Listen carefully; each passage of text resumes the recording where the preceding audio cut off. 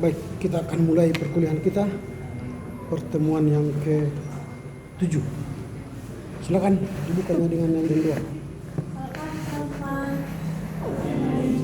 Untuk memulai proses belajar mengajar kita pada pagi hari ini, mari kita bernyanyi dari kitab Yesaya nomor 354 ayat 1. Kami diberi, kami terberita, 1, 2, 3, ya. Kasih beri, kami terberita.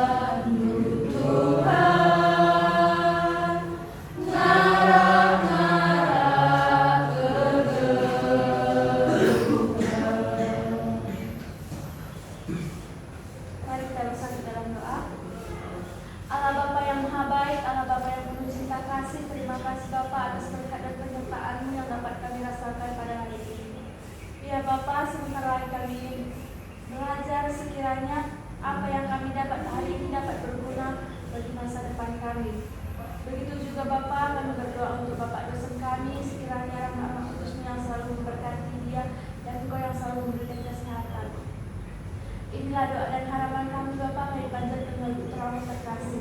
Amin. Oke, sebelum kita mulai perkuliahan kita, ada pengumuman yang hendak saya sampaikan.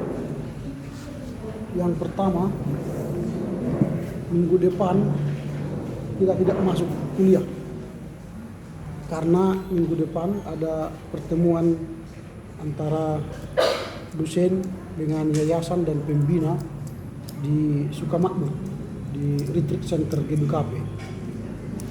Karena itu kita libur, dan 2 minggu berikutnya kita akan masuk sesuai dengan jadwal atau silabus. Itu sebenarnya sudah masuk minggu-minggu TS, tapi karena kita masih 7 kali pertemuan hari ini, memang dalam peraturan kita 7 kali pertemuan sudah bisa ujian, tapi sesuai silabus kita belum ujian karena kita belum menyelesaikan beberapa laporan baca. Karena itu untuk minggu depan kita libur, tetapi untuk penggantinya pada pertemuan 2 minggu yang akan datang kita akan membahas 2 laporan baca, sehingga nanti untuk tugas bacaan yang ke-3 dan 4 kita akan satukan. Nah ini, jadi kalau hari ini kita membahas gereja pada masa perang salib, lalu untuk minggu depan karena kita tidak masuk, maka laporan baca 3 dan laporan baca 4 kita akan bahas nanti pada tanggal 7 Maret. Dan setelah itulah kita akan ujian tengah semester. Jadi nanti 2 minggu yang akan datang itu berarti tanggal berapa itu? Tanggal 7 ya. 2 minggu akan datang tanggal 7. Kita akan membahas materi kontinuitas sejarah gereja Asia pada zaman permulaan baru, itu laporan baca 3, dan krisis misi GKR di Asia abad ke-18. Itu berarti ada 2 laporan baca yang kita bahas tanggal 7. Dan itu berarti kita mendatangani 2 absen. Begitu ya. Nanti laporan baca 3 dan 4 kita bahas tanggal 7 Maret. Bisa sampai di sini dipahami? Nah, baru setelah itu tanggal 14 Maret kita ujian tengah semester. Materinya dari mana? Materinya ialah mulai dari pertemuan pertama sampai pertemuan yang terakhir itu ya, yang membahas krisis misi GKR. Nah, itu nanti dibacalah buku-buku yang telah kita pelajari dan materi yang kita dengar gitu ya. Mulai dari pengantar sejarah gereja Asia Lama, pengantar sejarah gereja Asia. Nanti kalian baca-baca lagi. Oke, itulah sekedar pengantar untuk diskusi kita. Kita mulai dengan laporan baca yang kedua. Hari ini kita akan membahas gereja di Asia pada zaman perang salib dan keruntuhan gereja di Asia pada abad ke-14-15. Sampaikan apa yang kau tahu, jadi jangan baca yang kau tulis karena saya tidak mau mendengar itu. Karena ini di sini semua sudah ada itu yang kau tulis itu. Yang saya ingin tahu ialah apa yang kau tahu dari bacaan itu. Oke, silakan saudara Veriska untuk memulainya.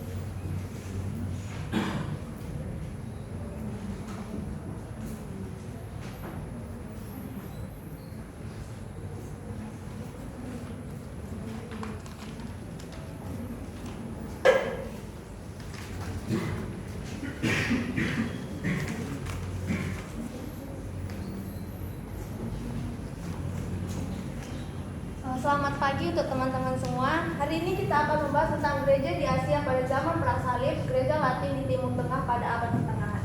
Ada beberapa faktor yang terjadi pada Perang Salib. Yang pertama itu, Perang Salib ini mengakibatkan atau memperkuat permusuhan antara bangsa Eropa dan bangsa Arab.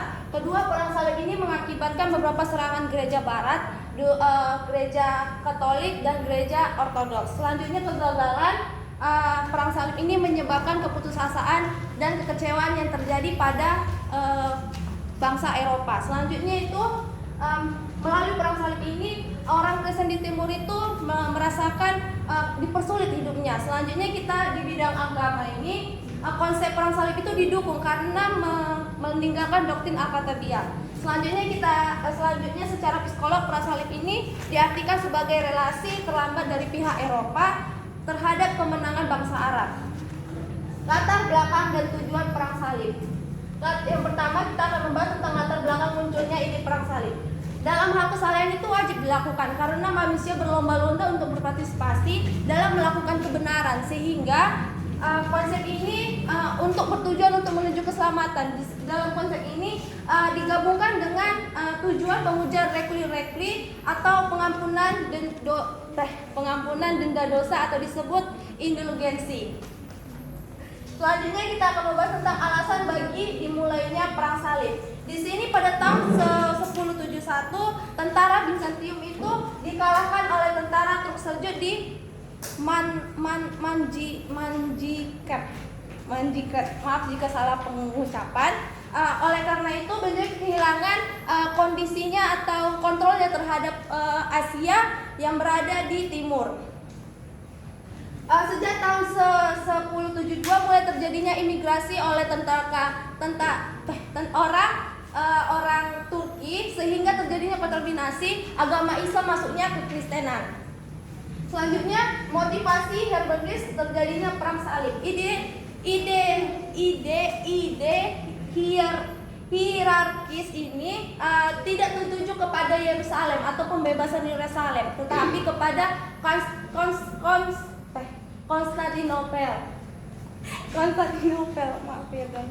Konstantinopel atau bertujuan untuk mempersatukan gereja Ortodoks dan gereja Roma Katolik, atau dideskripsikan sebagai gereja Katolik ini untuk menaklukkan Yunani Ortodoks. Selanjutnya kita akan membahas tentang peristiwa yang menghidupkan gerakan Perang Salib. Pada November 1095 dilaksanakan pertemuan besar-besaran oleh Urbanus II.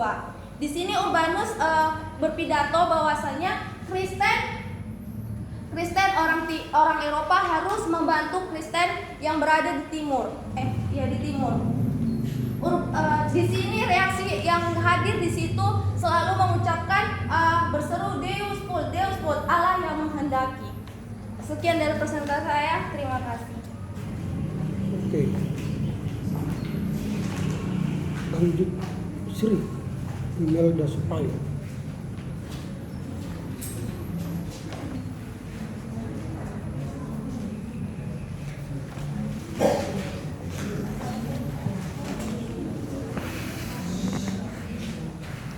Selamat pagi untuk kita semua. Di sini saya akan membacakan hasil laporan bahasa saya, yaitu mengenai tentang gereja di Asia pada zaman Perang Salib dan gereja Latin di Timur Tengah pada pertengahan.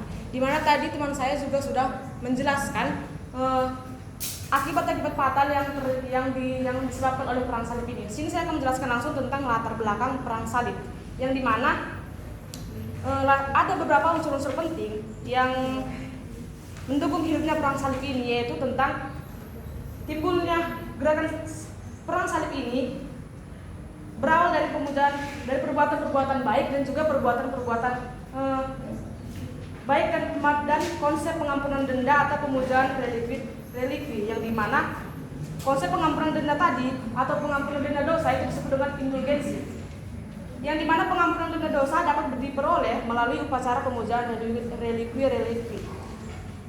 Pada tahun 1071, tentara Bizantium dikalahkan oleh tentara Turk Seljuk yang mengakibatkan terjadinya imigrasi orang Turki pada tahun 1072 ke Asia Kecil, dan pada saat itu Kaisar Bizantium meminta pertolongan kepada Paus Gregor VII, dan ia pun menolong Kaisar Bizantium sekaligus untuk membebaskan Yerusalem. Dan inilah pertama kalinya muncul ide perang salib. Kemudian kita masuk ke dalam motivasi hierarkis terjadinya perang salib. Jika tadi saya mengatakan di awal yaitu Paus Gregor VII membantu untuk membebaskan Yerusalem, berbeda dengan hierarkis perang salib, yang dimana ide hierarkis perang salib ini bukan tertuju untuk Yerusalem, melainkan untuk Konstantinopel, yang dimana untuk mempersatukan gereja Yunani Ortodoks dengan gereja Roma Katolik. Kemudian pada tahun 1095 Paus Urbanus II hadir pada pertemuan sinode di Clermont, dan tepat pada tanggal 27 November dia menyampaikan isi pidatonya yang mengatakan bahwa supaya orang Kristen di Eropa menolong orang Kristen di Timur. Paus Urbanus mengatakan bahwa bukan dia yang berbicara hal itu, melainkan Tuhan sendirilah yang mengkehendaki. Akhirnya teman-teman, pada saat itu satu orang uskup bangkit berdiri dan mengatakan bahwa ia sendiri mengikuti perang salib tersebut. Begitu juga dengan ratusan orang lainnya yang hadir pada saat itu. Dan inilah awal pertama hidupnya perang salib, yang dimana berlangsung sekitar hampir 200 tahun yang lalu. Proses perang salib terjadi dalam beberapa tahap, yaitu perang salib yang pertama itu terjadi pada tahun 1095 sampai 1099, yang dimana pada perang salib pertama ini mengalami kekalahan yang cukup besar. Begitu juga dengan perang salib yang kedua, yang dimana terjadi pada tahun 1147 sampai 1149, dan berakhir dengan kegagalan pula, yang dimana seorang pendukung perang salib tersebut yaitu Paus dan Bernhard dituduh sebagai nabi-nabi palsu. Begitu juga dengan perang salib yang ketiga, yang dimana terjadi pada tahun 1189 sampai 1192, yang dipimpin oleh Kaisar Jerman, Raja Prancis, dan Raja Inggris. Meskipun mereka yang memimpin perang salib yang ketiga ini, tetapi hasil perang salib ini begitu sangat terbatas. Kemudian kita masuk pada perang salib keempat, yang dan berdirinya gereja Latin di Asia Kecil. Perang salib yang keempat ini sama dengan konsep hierarkis tadi, yang dimana bahwa ide hierarkis itu tidak tertuju kepada Yerusalem, melainkan tertuju kepada Konstantinopel, yaitu untuk mempersatukan gereja Yunani Ortodoks dengan gereja Roma Katolik.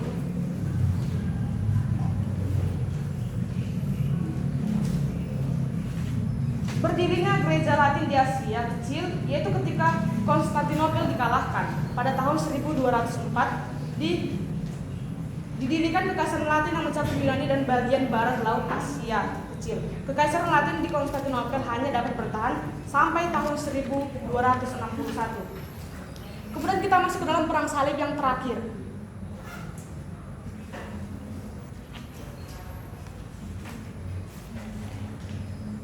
Yang dimana itu terjadi sekitar tahun 1228 sampai 1229, yang dimana mengalami kegagalan juga.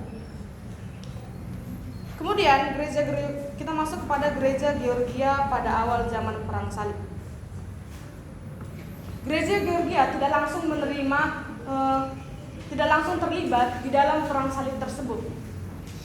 Tentara Turk Seljuk masuk pada abad ke-11. Kemudian pada tahun 1121 Turk Seljuk berakhir, dan sejak saat itulah gereja Georgia mengalami perkembangan selama 100 tahun lebih. Kemudian kita masuk ke dalam Union Roma Katolik dengan gereja Maronit. Perang salib tidak memberikan hasil yang permanen, namun gereja Roma Katolik berhasil mengadakan union dengan gereja Maronit yang sebelumnya menganut monoteletisme. Gereja Maronit mengambil keputusan untuk menolak monotelisme di bidang kristologi, dan dalam hal pneumatologi gereja Maronit menganut doktrin filioque, yaitu bahwa Roh Kudus berasal dari Allah Bapa dan Allah Anak. Tetapi doktrin itu ditolak oleh pihak Yunani Ortodoks dan dianut oleh pihak Roma Katolik. Dan sejak tahun 1215 hubungan union antara gereja Roma Katolik dan gereja Maronit tetap bertahan. Ada dua gereja tentang gereja monoposit pada masa perang salib, yaitu pertama gereja Yakobit, yang dimana gereja Yakobit ini menjalin hubungan yang baik dengan pengikut perang salib, dan begitu juga dengan pengikut perang salib yang menghormati gereja Yakobit. Kedua yaitu gereja Armenia. Pada akhir abad ke-13, gereja Armenia baik secara geografis maupun doktrin terbagi menjadi dua, yaitu yang tetap menganut monofitisme di Armenia besar atau asli dan Armenia kecil di Kilikia. Kita masuk ke dalam gereja Nestorian dan perang salib. Gereja Nestorian tidak mengalami akibat secara langsung dengan adanya perang salib, karena mereka di bawah pemerintah yang beragama Islam. Bagi gereja Nestorian, lebih penting bagi mereka untuk mencari relasi yang baik dengan gereja Yakobit. Pada tahun 1142, gereja Nestorian dan gereja Yakobit berdamai. Kemudian kita masuk ke dalam keruntuhan gereja di Asia pada abad ke-14 dan ke-15. Keruntuhan gereja di Asia kecil itu terjadi ketika kekalahan tentara Bizantium di Manzikert pada tahun 1071 menjadi titik berangkat imigrasi orang Turki Seljuk yang beragama Islam ke Asia kecil. Dan sejak tahun abad ke-13 orang Kristen di Asia kecil menjadi sangat menurun.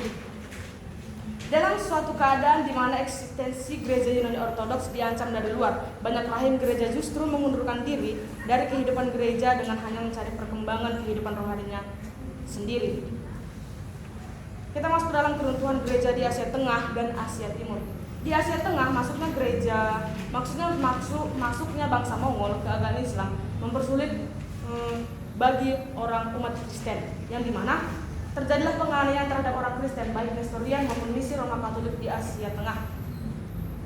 Di Asia Tengah pada akhirnya kompromi atau sinkretisme dengan Shamanisme menjadi bahaya bagi banyak Nestorian. Banyak orang yang masuk Nestorian tetapi tetap dengan pola pikir Shamanisme sehingga menghilangkan peranan Injil secara mutlak, dan akhirnya pada gereja Nestorian di Asia Timur dan Asia Tengah hancur secara total. Kemudian keberosokan kekristenan di India. Pada masa sejarah gereja di India juga dihancurkan kecuali di India Selatan. Sampai abad ke-13, orang Kristen menjadi minoritas kecil. Gereja di India Selatan pada akhir abad ke-15 mendapat pertolongan dari pusat gereja Nestorian. Akhirnya gereja di India Selatan dapat bertahan terus tetapi pengaruh atas lingkungannya terbatas. Kemudian penciptaan gereja Nestorian dan gereja Yakobit di Asia Barat. Yang pertama itu adalah gereja Nestorian. Gereja Nestorian tidak hanya dihapuskan di Tiongkok dan Asia Tengah, tetapi juga dipusatnya pada abad ke-14 dan abad ke-15 menjadi gereja lokal saja. Pada tahun 1500, gereja tersebut sudah menjadi gereja lokal dan mundur ke pedalaman yang bersifat gereja suku atau yang disebut sebagai gereja orang Asur. Yang kedua yaitu gereja Yakobit. Pada masa pemerintahan gereja Yakobit di bawah Bar Ebraya, gereja tersebut mengalami proses kemerosotan yang sangat cepat. Sejak tahun 1300, hampir tidak ada lagi literatur gereja Yakobit. Kemudian gereja-gereja di Asia Barat yang dapat memelihara eksistensinya.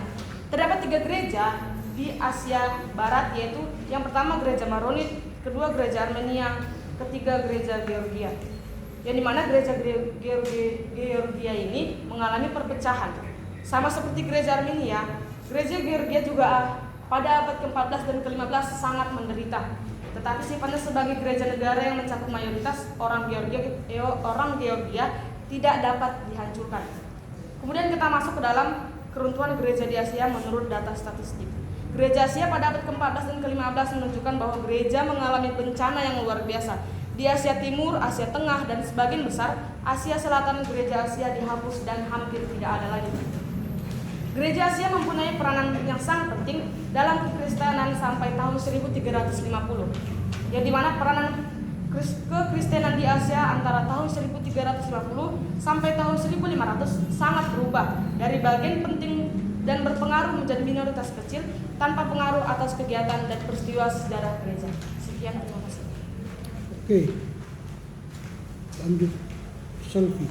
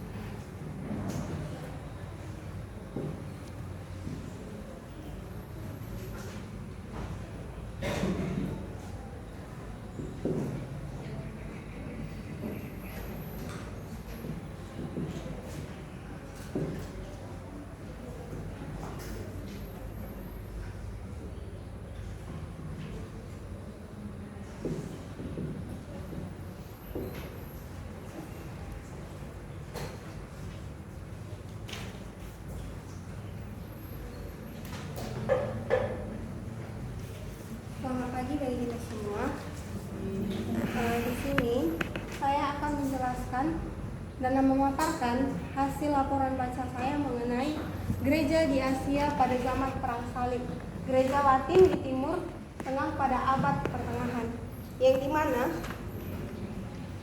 pertama timbul pada unsur yang terjadi dalam mengapa Perang Salib ini terjadi, di mana unsurnya itu ya adalah timbulnya gerakan Perang Salib memiliki konsep teologisnya tentang pembenaran pada saat itu. Pembenarannya itu tidak jelas.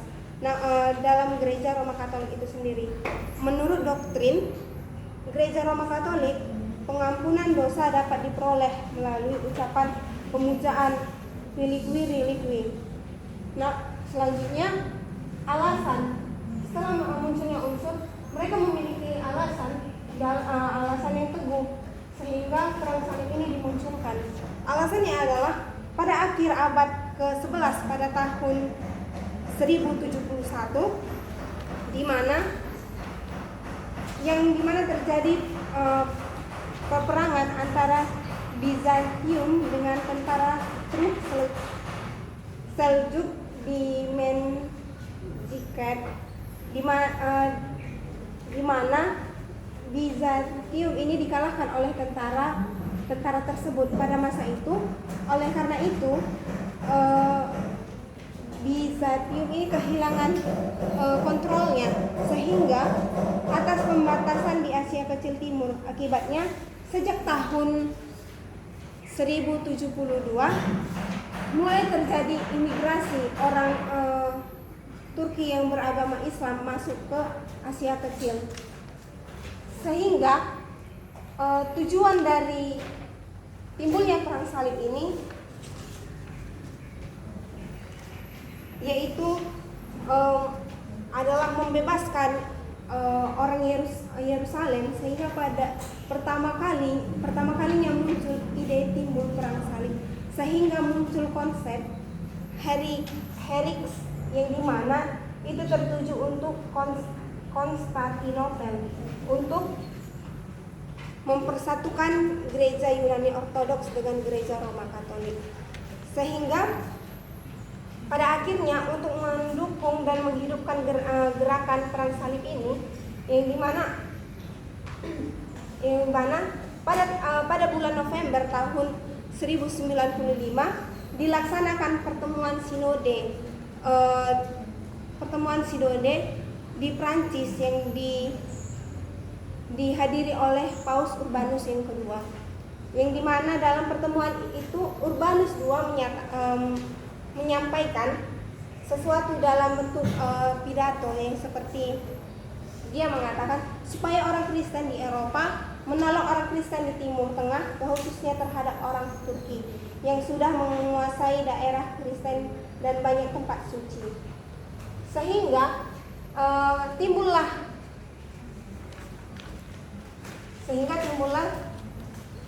gereja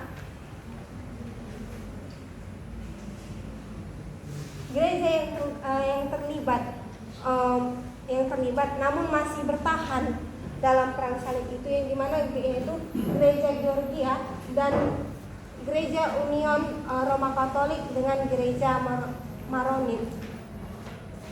Dan begitu juga muncul gereja-gereja yang baru pada Perang Salib tersebut, yang dimana gereja ini yaitu gereja Latin di Palestina, yang kedua gereja Latin di Asia Kecil, sehingga Perang Salib ini timbullah gereja Latin di Timur Tengah pada abad pertengahan.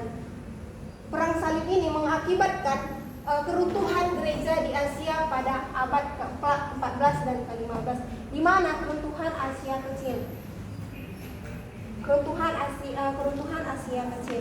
di mana keruntuhan Asia Kecil ini kekalahan antara Bizantium di Mesir pada tahun 1071 menjadi titik berangkat imigrasi orang Turki yang beragama Islam ke Asia Kecil. Sejak tahun 1071 hingga 1079 keruntuhan Iconium menguasai sebagian besar Asia Kecil ini, sehingga menjadi pusat pengaruh orang Turki pada tahun 1176, yang dimana Bizaitum dikalahkan lagi oleh tentara Turki. Sebagaimana besar Asia Kecil ini tidak berarti bahwa gereja Yunani Ortodoks dengan pusatnya di Bizaitum langsung, sehingga timbul lagi keruntuhan antara Asia Tengah dan Timur, yang dimana keruntuhan gereja di Asia Tengah dan Timur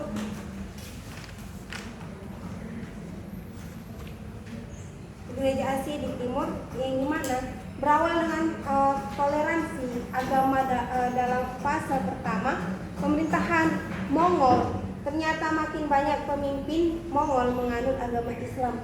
Disinilah agama Islam itu masuk pada Asia Tengah dan Asia Timur. Namun dengan pengertian pemerintahan di Tiongkok, kekristenan di negeri itu kehilangan dukungan dari pemerintahan. Bahkan oleh karena sebagian besar orang Kristen adalah orang Mongol, kekristenan di Tiongkok baik di gereja Nestorian maupun Roma Katolik itu sendiri. Sedangkan di Asia Tengah, masuknya bangsa Mongol ke agama Islam mempersulit situasi bagi orang Kristen. Sesudah Ghazan masuk ke Islam, ia naik tahta pada tahun 1295. Patrika Nestorion Jabala yang ketiga beberapa kali mengunjungi Ghazan, tetapi tidak berhasil memelihara posisi gereja yang didukung oleh pemerintahan tersebut. Sehingga misi Roma Katolik sendiri di Persia juga dihancurkan. Lanjut kita ke India. Kemerosotan di wilayah India, di mana wilayah India itu ada dua, di wilayah India Selatan. Namun di wilayah India Selatan masih tetap mempertahankan yang menjadi hak mereka, yang dimana gereja India Selatan pada akhir abad ke-15 mendapat pertolongan dari pusat gereja Nestorian. Pada tahun 1490, 3 orang Kristen dari India mengunjungi Patrika Nestorian untuk meminta uskup yang baru. Oleh karena sejak beberapa generasi tidak ada uskup Nestorian, sehingga timbullah gereja-gereja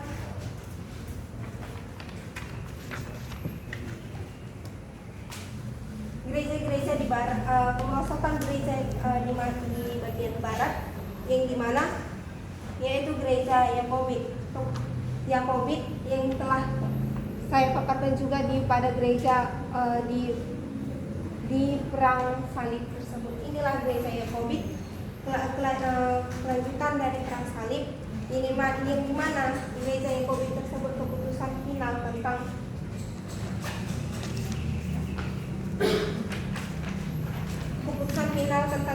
yang dianutnya pemimpin Mongol, posisi gereja Yakobit.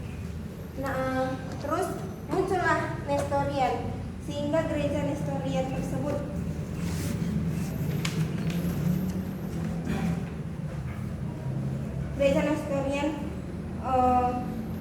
sejak abad ke-14 hampir tidak ada lagi literaturnya pada Nestorian.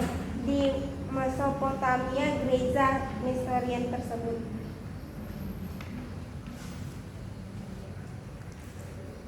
sehingga ada gereja yang tetap masih bertahan di dalam keruntuhan gereja Asia pada abad ke-14 dan ke-15, yaitu gereja Maronit, yang dimana gereja Maronit pada abad ke-15 sampai abad 14 sampai 15 tidak terkena bencana. Memang gereja Maronit harus mengundurkan diri kepada Libanon, tetapi di situ gereja tersebut dapat bertahan terus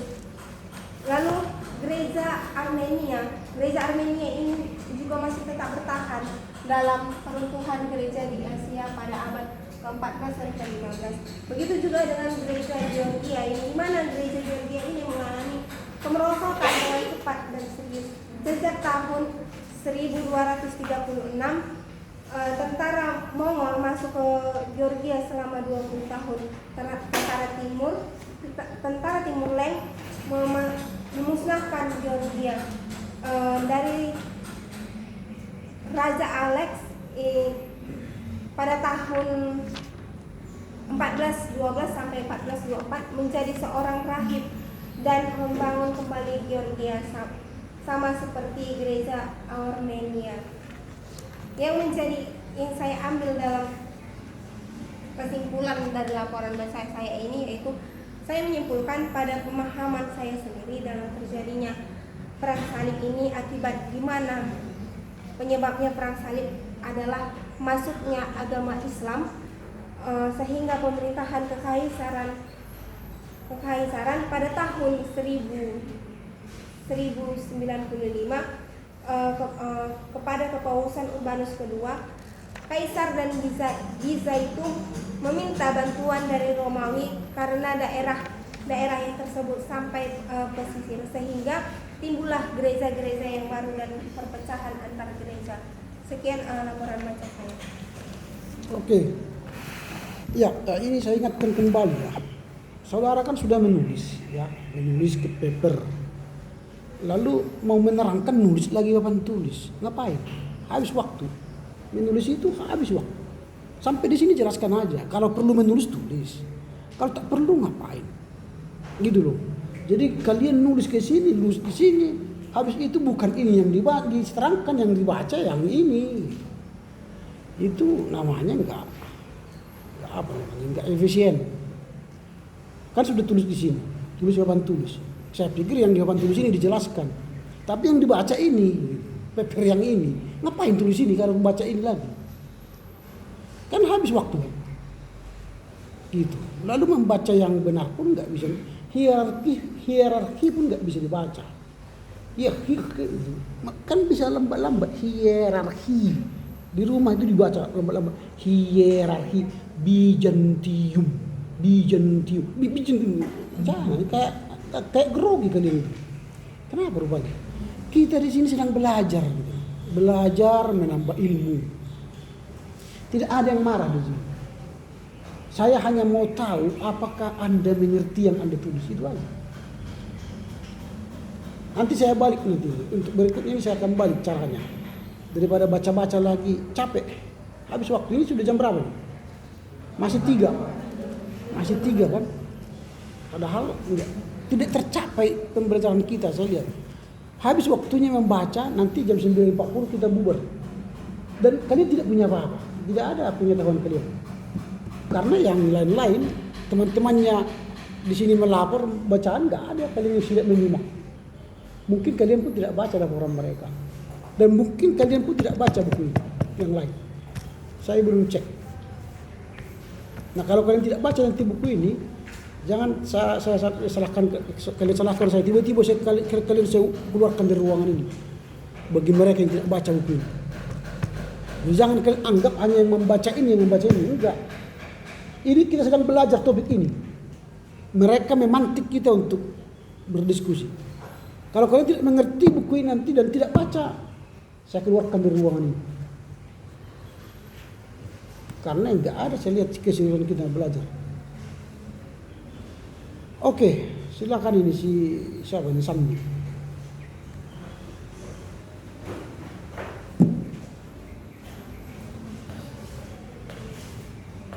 Oke, untuk Sandi apa yang menyebabkan perang salib terjadi? Adanya apa, Pak? Jelaskan sama mereka, bukan sama saya. Konsep teologis tentang pembenaran pada saat itu tidak jelas lagi bagi gereja Roma Katolik.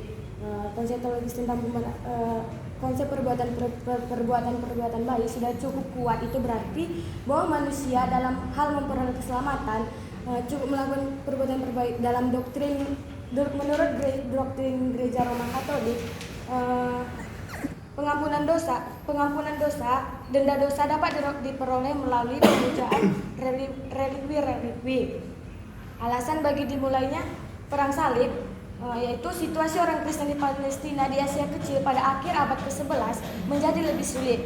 Pada tahun 1071, tentara Bizantium dikalahkan oleh tentara Turki di Manzikert. Oleh karena itu, Bizantium kehilangan kontrol atas perbatasannya di Asia Kecil. Berapa kali perang salib terjadi? 4 Pak. Di sini. 4 kali. Lu kau baca buku ini berapa kali?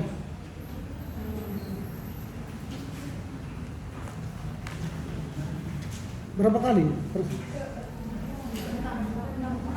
Tapi di sini yang kelima nggak ada. Ya, saya tanya berapa kali perang salib itu di sini? 6. Tapi tidak dikasih tahu kapan kelima kan? Iya Pak. Nah itu karena kalian hanya membaca terus nggak ada. Ambil aja intinya, perang salib terjadi 5-6 kali. Perang yang kelima tidak diketahui. Perang salib pertama ini siapa yang menang, siapa yang kalah. Itu aja kalian Mbak. Kalau kalian pindahkan lagi ini ke sini ngapain? Kalian pahami sehingga nanti kalian mengerti gitu. Lalu mengapa Paus Urbanus II itu disebut nabi palsu?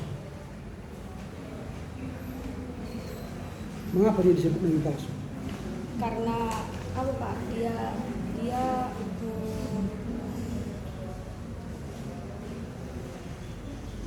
Dia menolong orang Kristen di Timur Tengah. Di buku itu disebut itu. Mengapa dia disebut nabi palsu kan? Berarti kalian tidak baca. Dia disebut nabi palsu karena dia mengatasnamakan Tuhan untuk mengobarkan perang salib. Dia mengobarkan perang salib itu atas nama Tuhan. Padahal tidak ada dalam Alkitab kita harus mengobarkan perang atas nama Tuhan.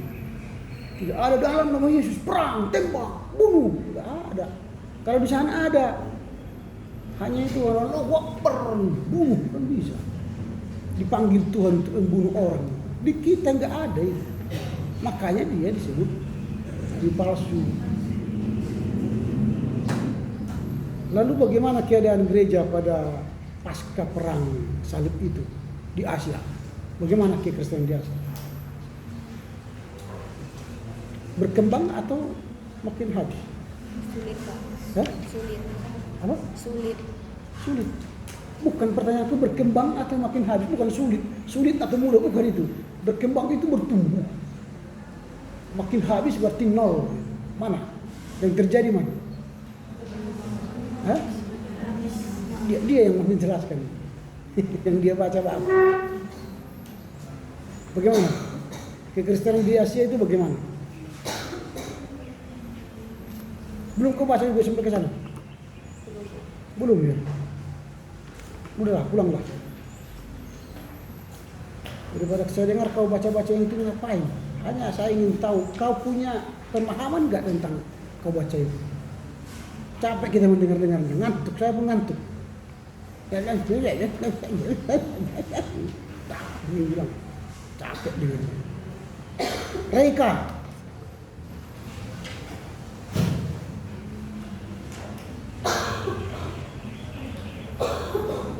Nah, sebutkan mengapa perang salib itu ada. Yang kau tahu ya, mengapa terjadi perang salib.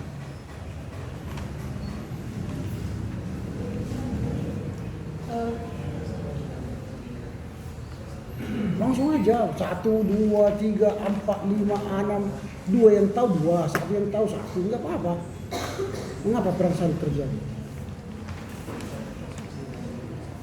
Karena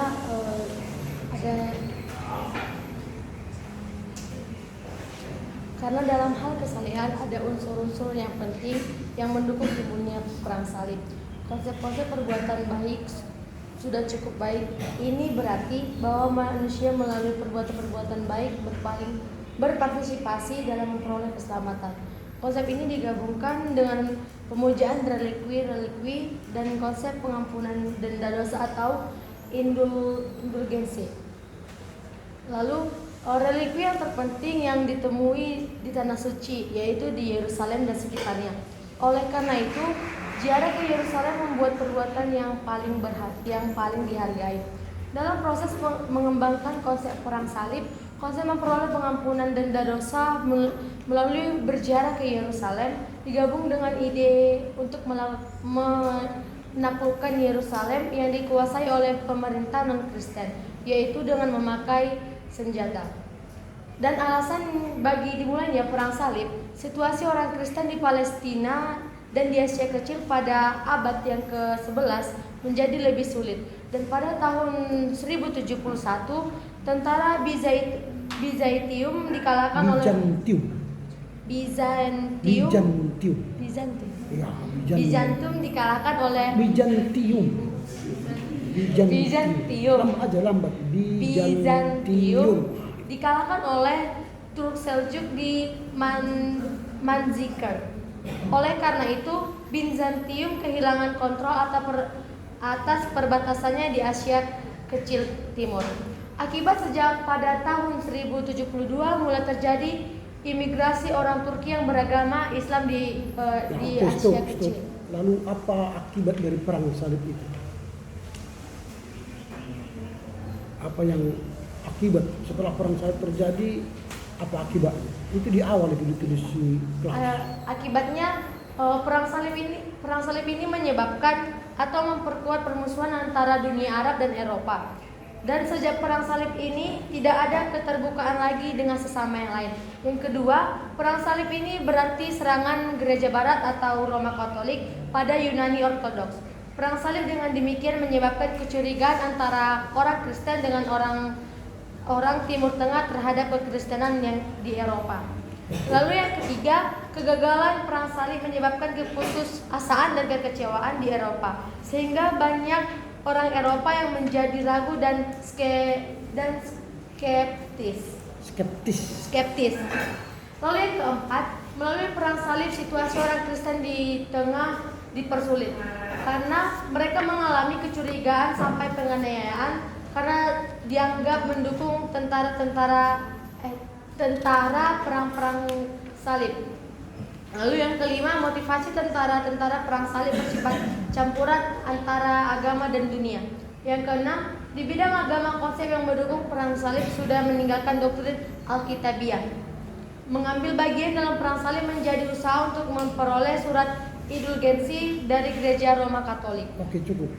Nah, di perang salib ini kan ada kekalahan orang Kristen. Sebenarnya kan perang salib ini kan sebenarnya bukan untuk melawan orang Islam. Itu sebenarnya perang antara Kaisar Roma Barat dan Ortodoks, Yunani Ortodoks Timur ya. Lalu akibat lain, apakah ada akibat positif dari perang salib ini? Apakah ada akibat positif selain yang akibat yang tadi yang 7 itu? Apakah ada akibat positif yang ditulis oleh Klaus Wetzelin? Buka tuh di situ, ada di situ ditulisnya ada. Terjadi penyatuan Roma Katolik dengan Maronit. Itu yang positif ya. Jadi gereja Katolik Roma menyatu dengan Maronit. Maronit itu kan monofisik.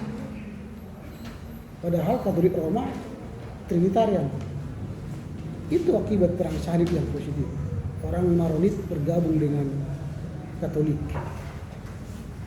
Nah, pada akhirnya perang salib ini sangat menyedihkan karena di Asia berapa persen orang Kristen pada akhirnya?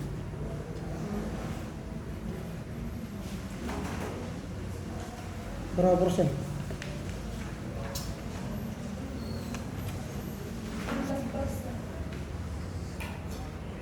Itu di halaman 124.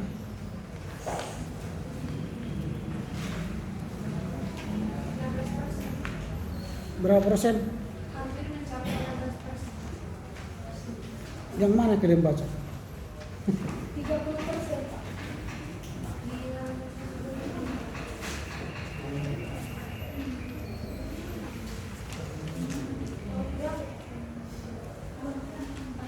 Pada akhirnya, berarti kan tahun terakhir. 4%. Padahal tahun 800 itu seluruh Asia itu Kristen, 47%. Tapi tahun 1500 0,4%. Dan itu keadaan kita sekarang. Hal-hal seperti itu yang perlu kalian dapat informasinya. Sehingga ketika kalian belajar sejarah gereja Asia, kalian punya ilmu. Itu sekarang bedanya kurikulum yang baru. Kalau dulu kurikulum yang baru kalian hanya diajarkan untuk mengetahui, untuk mendengar gitu. Kalau kurikulum yang sekarang kalian harus praktiknya, langsung mengetahui informasi dan melakukannya, supaya kalian punya materi tentang sejarah gereja Asia. Makanya dilibatkan mahasiswa sekarang belajar.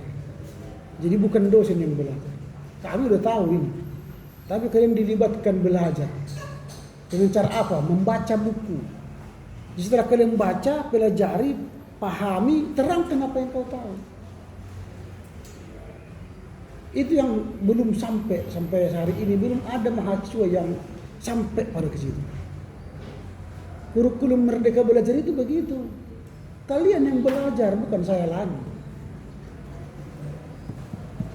Bahkan kalau bisa nanti kalian pergi ke kampus lain belajar. Ini sedang kami susun kurikulum seperti itu, bukan untuk kalian lagi. Kalian belajar ke kampus lain 2 semester atau 1 semester, baru balik lagi sih. Lalu nanti SKPI pun begitu. Nanti kemungkinan kalian tidak perlu seperti UKK sekarang. SKPI itu selama kuliah seperti ini kalian sudah punya SKPI, keahlian. Kalian mengikuti kursus di luar sana 1 minggu atau mengikuti workshop sambil kuliah atau punya keahlian yang diuji secara akademis dan punya sertifikat. Minimal misalnya 5 sertifikat keahlian kalian, baru bisa wisuda. Kalau kampus-kampus lain seperti itu, mau wisuda dia ada di internet nanti mendaftar, baru dibuat lampirkan 5 surat keterangan pendamping ijazah, artinya surat keahlian. Jadi kalau seperti ini modelnya, bagaimana kalian ahli? Padahal akhir dari pembelajaran ini ialah kalian tahu sejarah gereja Asia dan mampu menjelaskan ke orang. Kalian sudah baca silabus itu kan? Mampu menjelaskan. Kalau kalian tidak mampu menjelaskan, gagallah apa ini. Coba ini baca dulu kompetensi khusus. Mampu menerangkan sejarah perkembangan Injil di benua Asia, dimulai dari Yerusalem, Antioquia, dan Asia Kecil. Mampu menganalisa faktor-faktor pendukung, mampu menginterpretasi nilai-nilai. Jadi kalau hanya membaca pun enggak tercapai ini pembelajaran ini. Begitu ya. Oke, silakan kembali. Reski.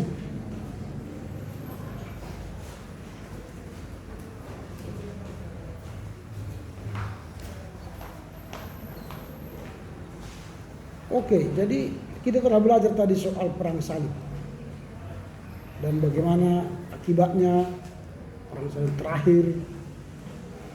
Sebenarnya menurutmu apa yang membuat perang salib ini terjadi? Apa yang pokok utama gitu? Yang kau pahami aja, yang membuat perang salib berkobar.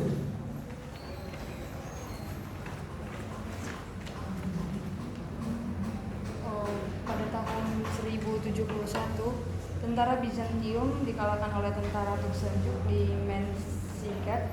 Oleh karena itu Bizantium kehilangan kontrol atas perbatasannya di Asia Kecil Timur. Dan Kaisar Bizantium meminta pertolongan kepada Paus Gregor ke-7. Dan Paus Gregor ke-7 ini menggabungkan diri dan minta tolong Kaisar Bizantium tersebut dengan tujuan membebaskan Yerusalem. Dan inilah faktor atau ide untuk pertama kalinya muncul perang salib. Artinya perang salib itu kan bukan perang antar agama kan? Iya, Pak. Itu perang antara Bizantium yang dikalahkan oleh Turk Seljuk. antara Kristen dengan Kristen. Iya. Jadi jangan salah kali menjelaskan ke orang lain nanti bahwa perang salib itu adalah perang antara Islam dan Kristen. Bukan. Perang salib itu antara Kristen dengan Kristen. Tetapi karena dia selama 3 abad, abad ke-11, 12, 13, 3 abad loh ini. Maka disitulah masuk Islam. Dan kita kalah. Gitu. Jadi harus kalian pahami ya, perang salib itu bukan perang antar agama itu. Itu perang Kristen dengan Kristen. Kristen apa? Kristen Roma, Katolik Roma dengan Yunani Ortodoks, Katolik Timur. Jadi jangan salah paham kalian soal perang salib ini. Harus jelas itu supaya nanti kalian tahu mengapa terjadi perang salib. Nah kemudian setelah perang salib itu ada beberapa penciutan. Penciutan itu kan makin mengecil. Kalau saya katakan tadi di Asia itu akhirnya 0,4%. Lalu bagaimana keberadaan gereja-gereja Nestorian, Yakobit, Armenian pada saat keruntuhan itu, kemerosotan itu? Bagaimana? Penciutan gereja Nestorian dan gereja Yakobit di Asia Barat. Bagaimana mereka? Gereja Nestorian itu mengalami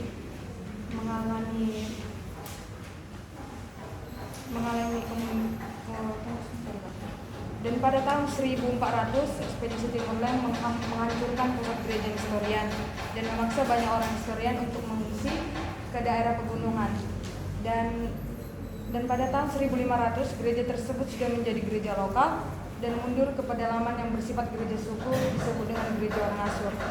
Sementara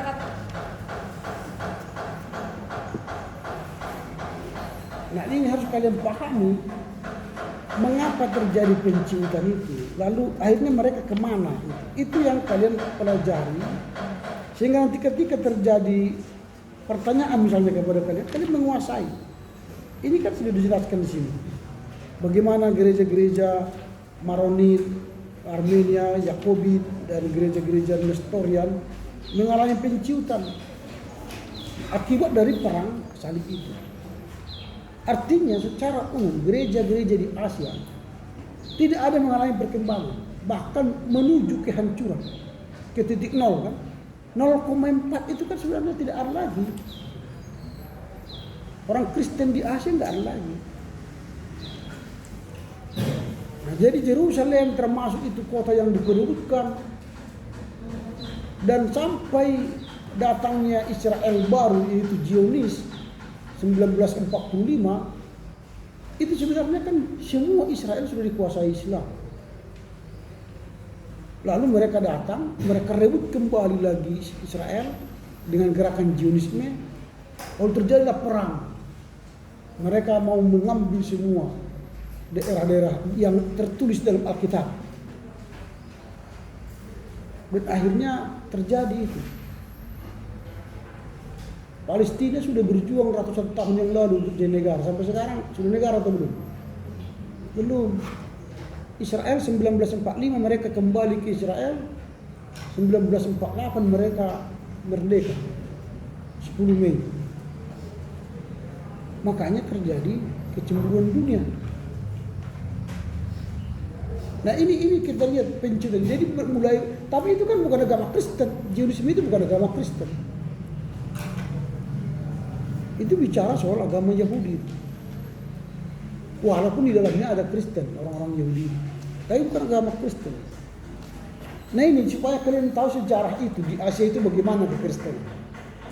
Sehingga kita belajar seperti ini, kalian sedang bisa menginterpretasi, bisa menganalisa. Itu laporan baca itu seperti itu. Kalian bisa, oh rupanya begini ya. Jangan hanya sekedar membaca, pindahkan ke kertas, lalu kirim ke saya. Lalu sampai di sini baca lagi. Saya nggak suka gitu, nggak suka seperti itu. Oke, silakan kembali. Rafael.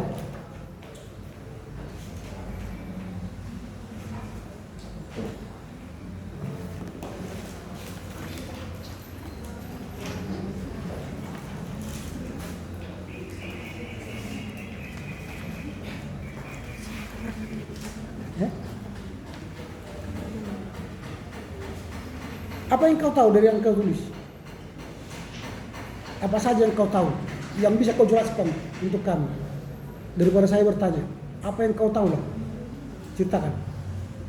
Saya tahu kan bahwa perang salib mempunyai akibat yang fatal. Jelaskan kepada mereka, teman-teman, perang salib ini bla bla bla. Teman-teman, selamat pagi teman-teman. Perang salib. Jadi saya ingin menjelaskan sedikit tentang perang salib. Perang salib mempunyai akibat yang fatal. Yang pertama, perang salib menyebabkan atau memperkuat permusuhan antara dunia Arab dan Eropa.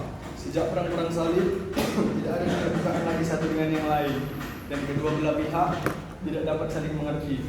Yang kedua, perang salib juga berarti serangan gereja Barat Roma Katolik pada gereja Timur Yunani Ortodoks. Perang salib dengan demikian juga menyebabkan kecurigaan antara orang Kristen Timur Tengah terhadap orang Kristen Eropa. Yang ketiga, kegagalan perang salib menyebabkan keputusan dan kekecewaan di Eropa, sehingga banyak orang Eropa menjadi ragu-ragu dan skeptis. Ini menyebabkan timbulnya sekularisme, ateisme, dan permusuhan terhadap gereja kekristenan.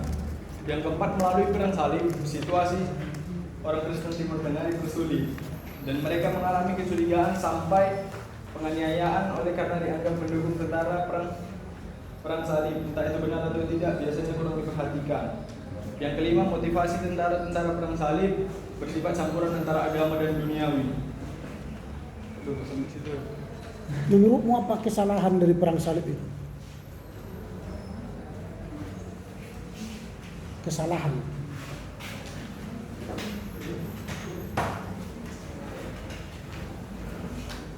Setelah kau baca kan bisa kau analisa apa nih kesalahan perang salib itu? Kan timbulnya sekularisme, ateisme, dan permusuhan terhadap gereja dan kekristenan. Bukan, kesalahannya ialah orang Kristen tidak lagi menginjili. Itu yang pertama, orang Kristen tidak menginjili lagi karena sibuk perang. Kedua, orang Kristen bukan lagi agamawi, spiritual, tapi sudah manusiawi, perang. Itu yang membuat perang salib itu tak ada artinya. Nah itu jadi sebenarnya analisanya sudah ada di situ, dibuat si Klaus itu. Lalu perang salib itu sebenarnya muncul karena terjadinya materialisasi dalam gereja. Jadi orang disuruh berbuat baik supaya gereja diuntungkan. Kalau kita punya dosa bisa dibeli.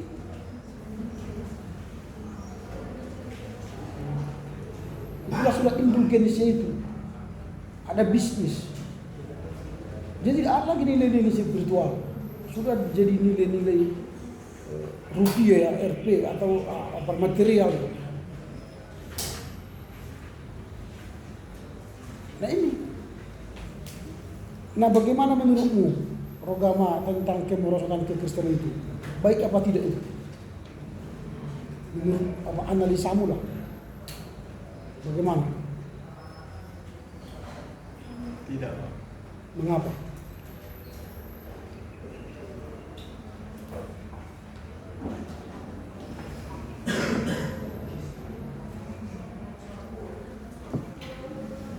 Nah itu jadi nanti pada ujian tengah semester, ujian kalian sampai ke sana.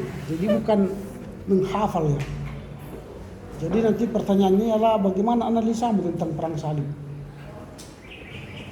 Jadi bukan lagi apa yang dimaksud dengan perang salib, apa akibat perang salib, bukan begitu lagi. Itu ada di buku nanti. Jadi mahasiswa itu sudah berpikir kritis, analitis. Tapi tidak mungkin kalian berpikir analitis dan kritis kalau tidak baca bukunya. Itu persoalannya. Harus kalian pahami dulu cerita itu, baru bisa menganalisa, bisa mengkritisi. Kalau tidak tahu bagaimana mengkritisi. Silakan duduklah. Ini sudah pertemuan yang kedua apa setelah orang baca lah. laporan baca yang ketiga dan keempat nanti harusnya lebih meningkat ya. Saya sudah beri contoh-contoh dan saya tidak mau terulang lagi kasus-kasus hari ini. Kalian membaca yang apa yang kalian tulis, menulis lagi di depan tulis. Kita bengong-bengong menunggunya. Lalu setelah kita mendengar, bukannya menjelaskan apa yang ditulis, membaca yang tertulis yang dalam papernya lagi. Gitu. Jadi berlomba lah. Kelas A itu saya lihat lebih agresif daripada kalian. Mereka sudah mampu menjelaskan cerita seperti ini, kelas A itu ya. Berlomba lah.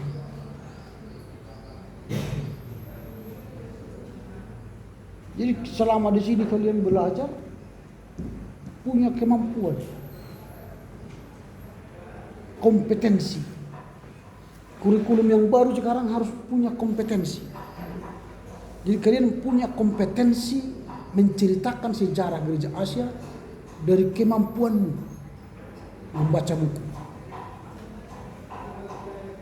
Mampu menerangkan misalnya perang salib. Mampu menerangkan tentang kemerosotan Kristen di Asia. Mampu menerangkan. Tidak harus tunggu ujian, karena ujian kalian nanti di lapangan. Pertanyaan jemaat itu yang harus kalian jawab. Kalau hanya di kertas ini, kalian bisa menghafal. Komat kami kalian. Gitu. Biasanya mau ujian, banyak mahasiswa jadi komat kami. Baca-baca mantra. Gitu. Tiba di kelas termenung. Karena pertanyaannya bukan itu. Dia capek menghafal, pertanyaannya bukan itu. Langsung mukanya.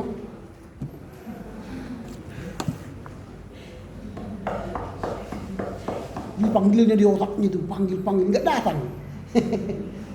Paling panggil jelangkung datang. Itu jelangkung dulu hanya butuh untuk ABCDE. Panggil orang jelangkung. Kalau menjelaskan, mana bisa jelangkung menjelaskan? Jelangkung jelaskan dulu kemerosotan sejarah gereja Asia. Mana bisa dia berbisik? Jawabnya adalah begini. Gak ada itu. Jadi jangan berpikir jelangkung. Dulu jelangkung itu ada tuh. Mau ujian dipanggil orang jelangkung. Akhirnya jawabannya A, B, C, D. A, B, C. Oh C. Oh, itu balik lagi. A, B, C, D. A, B, C. Oh C lagi. Ya semua C. Yang ini. Bolak balik. Mana ada kebenaran di situ. A, B, C, D, E. A, B, C, D, udah, dilihatnya orang A, B, C, D, E, A, B, O, A, C. Jelangkung itu. Lihatnya tangan, bergerak-gerak tangan. Katanya di tangan itulah jawabannya. Oh, yang bergerak-gerak tengah-tengah, oh, A, B, C, oh, C, oh, jawabnya C. Di jelangkung itu menggerak-gerakkan tangan kita. Gitu. Maka, oh ini bergerak, oh A, gitu. Oh ini bergerak, oh C, E, gitu aja. Jelangkung itu. Sekarang jelangkung udah pergi ke dunia lain, nggak ada lagi di Indonesia. Karena sudah zaman digital kan. Jadi jelangkung tidak update lagi. Karena yang menjawab kan sudah pakai aplikasi. Jelangkung nggak tahu aplikasi. Memang setan-setan di Indonesia itu kolot-kolot. Kolot ya. Babi ngepet, kan kolot. Susternya nyesetnya, jadi nggak bisa. Kalau dia dibawa ke ke kolam nggak bisa dia lewat kan, karena nyeset itu. Pocong kan, mana bisa lari pocong? Dia begini. Memang kita halusinasi kita tentang iblis pun kolot. Halusinasi. Coba film-film Eropa. Halusinasi mereka tentang jin pun canggih kan. Canggih. Kita iblis kita pun kolot. Enggak canggih. Berarti itu gambaran orangnya, manusia yang hidupnya juga kan. Kalau roh kalau manusianya canggih, berarti hantunya pun canggih kan gitu. Kita hantu kita pun kolot. Banyak kalian yang kesurupan di sini. Memang kalian kolot nanti. Pulang ke kamar. Ya beginilah, karena makan pun tak terlambat. Minum pun gak mau, tidur dia jam 3 pagi. Kurang istirahat lah bang, gak gini-gini. Gak beriman kalian. Gitu loh. Jadi perang salib. Jadi perang salib itu, mengapa disebut dengan perang salib? Itu ada istilah crusade. Ini kan perang salib. Mengapa disebut perang salib itu? Karena signatio.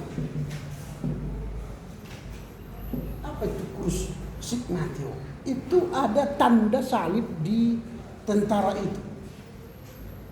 Jadi mengapa disebut perang salib? Ya karena ada tanda bagi tentara itu salib. Maka orang menyebut dia perang salib. Dan perang salib itu pada awalnya tidak ada itu salib itu. Tidak ada.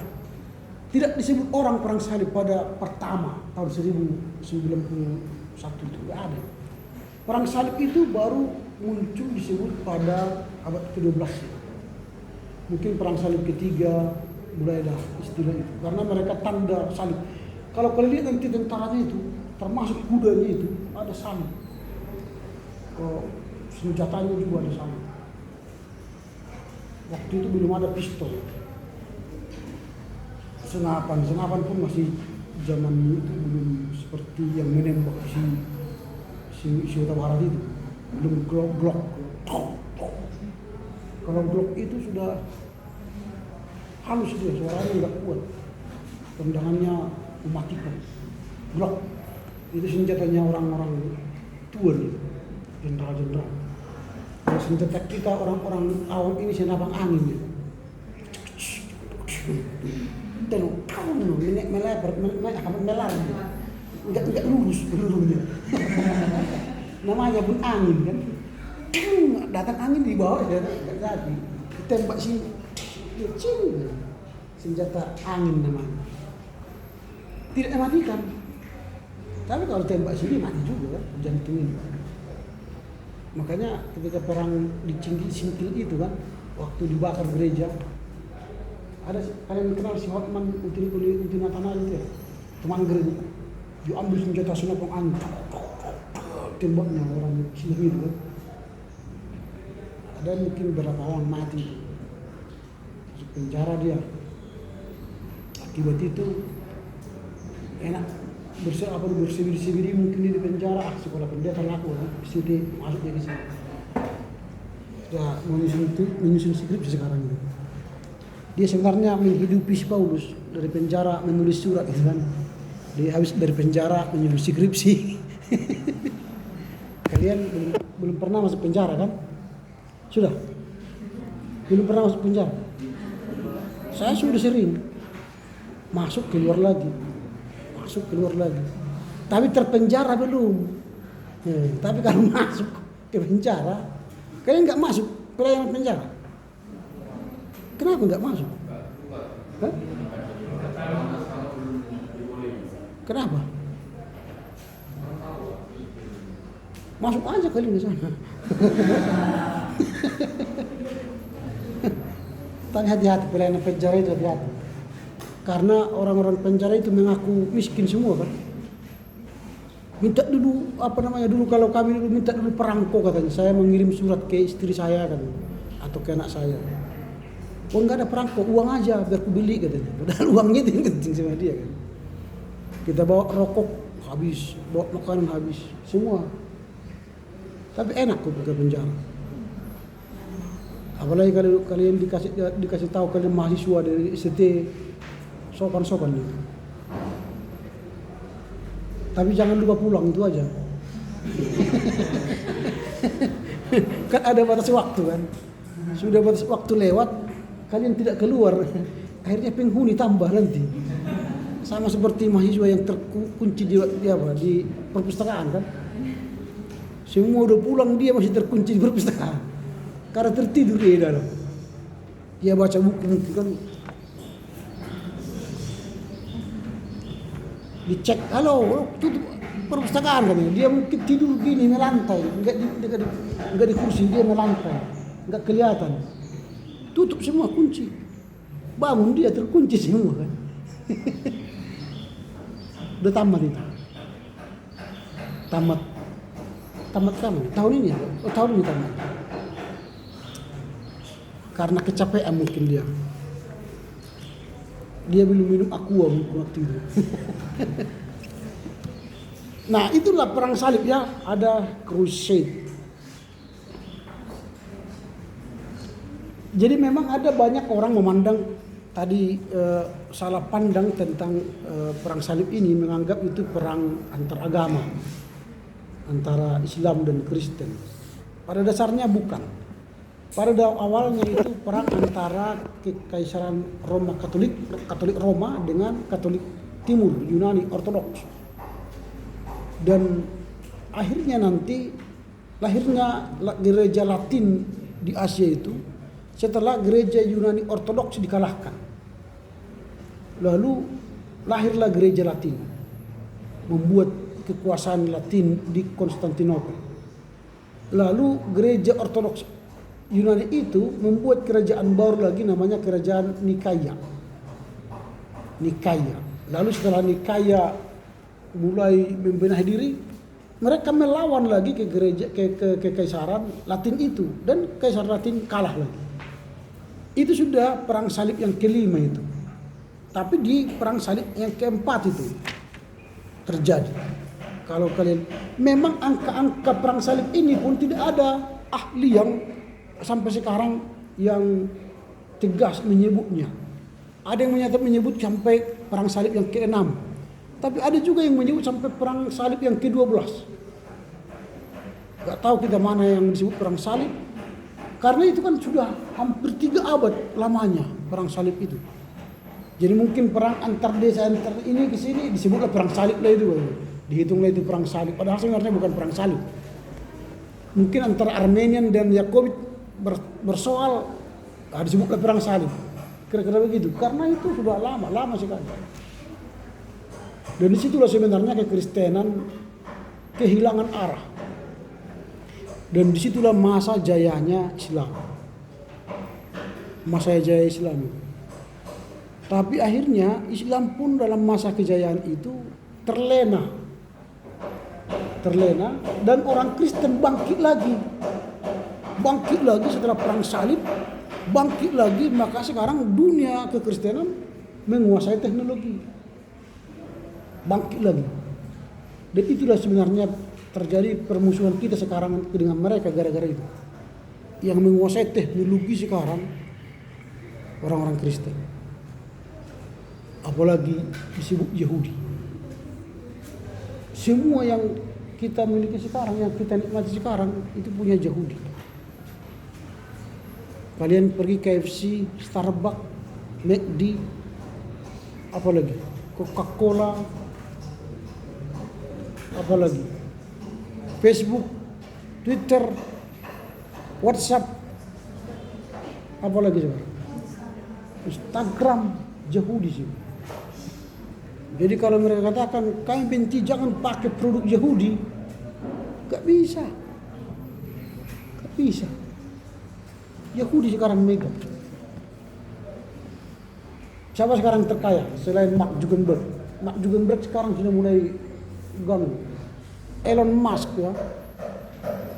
Elon Musk dengan Bitcoinnya itu Yahudi. Masih muda itu. Kalau mereka masih muda pun berkaya, kita sampai tua pun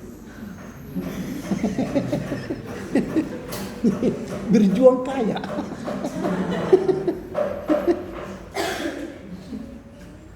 Jadi memang susah, kita ini susah. Ada ini hanya anekdot. Kalau kita sakit hati dibuat orang yang usianya 5 tahun ke bawah kita, sebelum kita marah, hitung 1 sampai 10.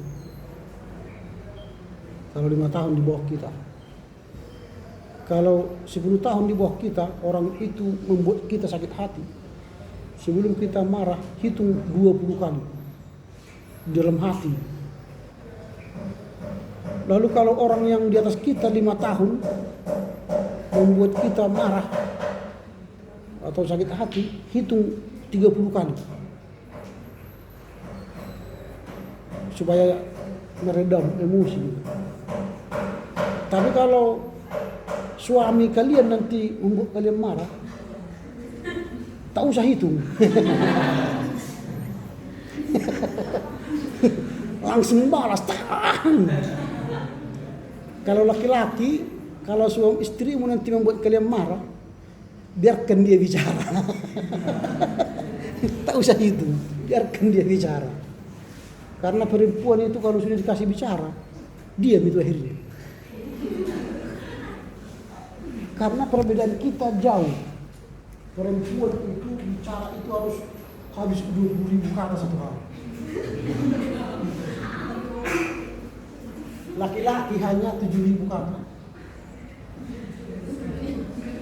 Kalau laki-laki dia pergi ke warung udah habis ini, ke pakter, ke warung kopi, bicara politik Anies ini, habis ini. Pulang dia ke rumah dia letoi dia, karena sudah habis kosakatanya. Paling dia sampai di rumah, bikin kopi, katanya. Itu sudah habis kosakata itu. Minum dia. Minum. Karena udah habis kosakatanya. Ketemu dia istrinya sudah ngerumpi, sudah belanja menawar sampai sana. Habis masih 13.000. Habis 13.000, sisa 7.000 kata.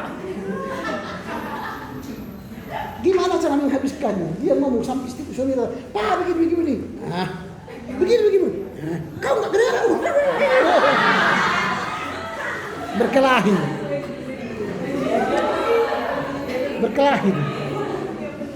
Makanya nanti suami-suami, kalian kan suami-suami, ada tips, trik menghadapi istri yang harus menghabiskan kata-kata itu. Setiap hari loh. Jadi kalau datang nanti kalau datang suami, istri pasti ngojek. Oh, bagaimana? Wah, ngojek. Iya ya, gitu. Sampai habis. Nanti ketahuan habis itu. Mau makan Pak? Udah habis itu. Habis. Minum kopi. Ya. Tapi kalau kalian tidak mau habiskan perkataan dia itu, kelahi. Percuma kau suaminya macam apa kau? Ya, bikin makan kau situ. Berkelahi. Maka nanti kalau pulang, kalaupun sudah habis kosakata kita, keluarkan satu-satu. Oh, wah, iya ya. Itu aja, habis itu. Cerita juga. Oh, tapi sambil lihat dia wajahnya. Kalau nggak dilihat nanti bahaya. Kemana ya? Kalau bekerja ngomong begitu. Makanya hadap dia.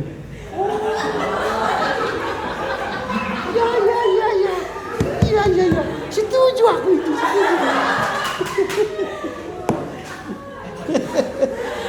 Habiskan terus, gas.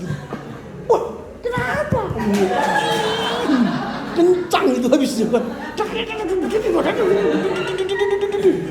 Kalau aku lawan itu. Iya.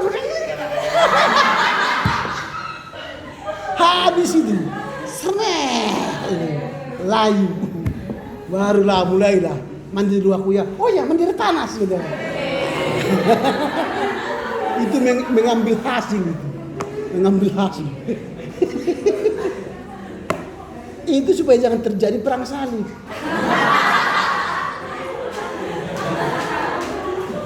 Karena perang salib itu sampai sekarang terus.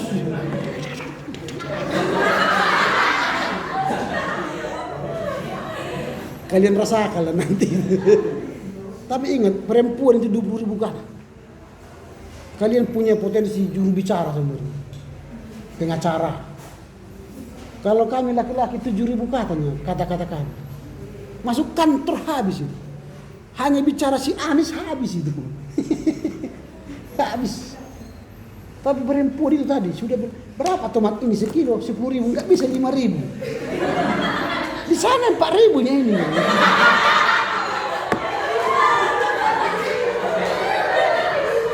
Kita udah gini kan.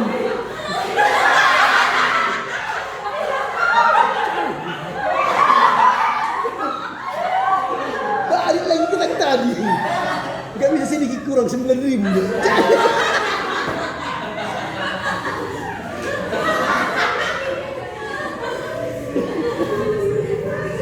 Kalau laki-laki belanja, tomat sekilo, cabai 1/4. Berapa semua? 150.000 bayar. Tapi siap-siap di rumah, berapa tadi Pak sekilo? Wah, jelaskan, ingat semua. Tomat tadi berapa? Enggak tahu. Itulah kalian. Itu. Karena 1.000 pun dipalar. Kita 5.000 pun nggak apa-apa. Daripada capek mengapa meraun-raun gitu kan, raun-raun. Itu loh, kalau belanja lebih baiklah jam berapa kita belanja. Dia jam 1 jam ya, 1 jam. Saya tunggu di sini ya. Kita minum kopi aja, minum kopi, baca 1 jam. Kita pergi ngambil belanjaannya. Masuk ke mobil. Berapa menit lagi habis ini? 1/4 jam. Wah, tunggu lagi 1 jam lagi. Gitu. Kalau ditemani sakit lah. Gak bisa itu. Gak tahan tangan kita gini. Kalian rasakan nanti. Supaya jangan terjadi perang salib. Harus di manajemen. Jadi kemarin mereka itu, para uskup itu gak mampu manajemen. Terjadilah perang salib. 3 abad. 3 abad. Sangat merugikan ke Kristen.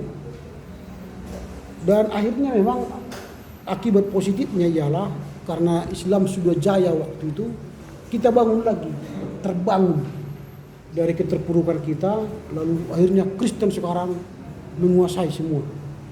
Dan itulah akhirnya sekarang menjadi perguncingan mereka, kecemburuan tanda petiknya, kecemburuan mereka ke kita.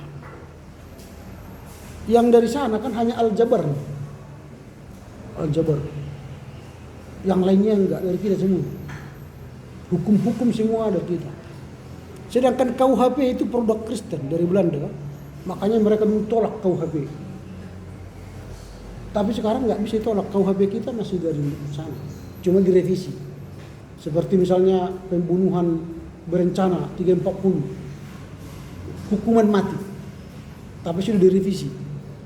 Jadi kalau ada 10 tahun dia bertobat di penjara, maka nanti bisa turun menjadi hukuman seumur hidup. Bertobat lagi bisa hukuman 20 tahun. Bertobat lagi kurang. Remisi. Jadi bisa tidak hukuman mati. Hukumannya mati, tapi tidak dieksekusi mati. Itulah, jadi itulah produk-produk hukum. Jadi kasih. Mengapa disebut mati ya supaya takut juga, jangan lagi ada orang menembak sesukanya kan. Gitu. Oke, sampai di sinilah dulu pertemuan kita. Kita jumpa 2 minggu yang akan datang untuk 2 laporan baca. Lalu itu kan sudah ada 2 minggu itu jarak apanya, baca-baca lah sampai mengerti, dianalisa, dikritisi, apa yang kalian pahami.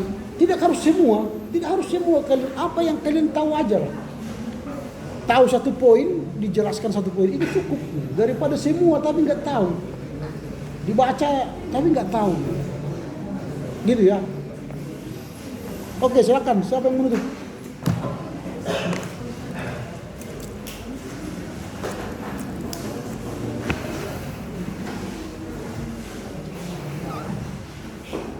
Baik, sebelum kita menutup perkuliahan kita bernyanyi dari Dodi Haleluya nomor 409, Naibata Makasomania. Naibata Makasomania.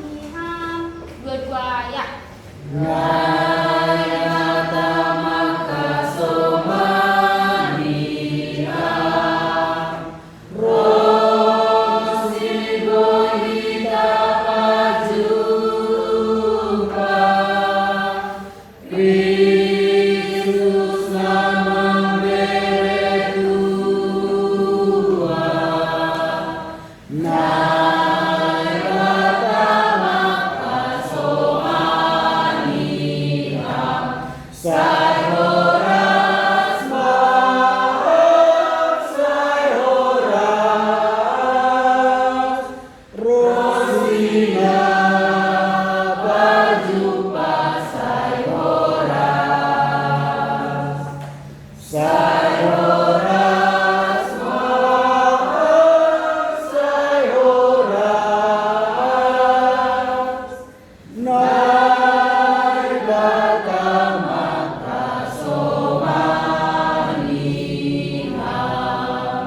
berdoa. Bapa Surgawi, kembali kami mengucapkan terima kasih Tuhan atas berkat dan kasih karunia Tuhan yang masih dapat kami rasakan hingga saat ini. Tuhan Yesus, saat ini Tuhan kami telah menyelesaikan perkuliahan kami, yaitu mata kuliah sejarah gereja Asia. Kiranya Tuhan, apa yang dapat kami pelajari hari ini, baik itu dari laporan baca teman kami dan tambahan dari dosen kami, dapat Tuhan kami pergunakan ini Tuhan menjadi penambahan ilmu kami di masa depan. Tuhan Yesus, bentar lagi kami akan kembali ke tempat kami. Engkau yang memberkati kami Tuhan sampai ke tempat kami masing-masing. Kepada Bapak dosen kami Tuhan, Engkau berikan hikmat dan kebijaksanaan Tuhan, berikan kesehatan agar beliau Tuhan dapat membimbing kami di dalam yang benar. Terimalah doa kami dalam nama Yesus Kristus, kami mengucapkan syukur kepada-Mu. Amin. Amin. Oke, selamat pagi.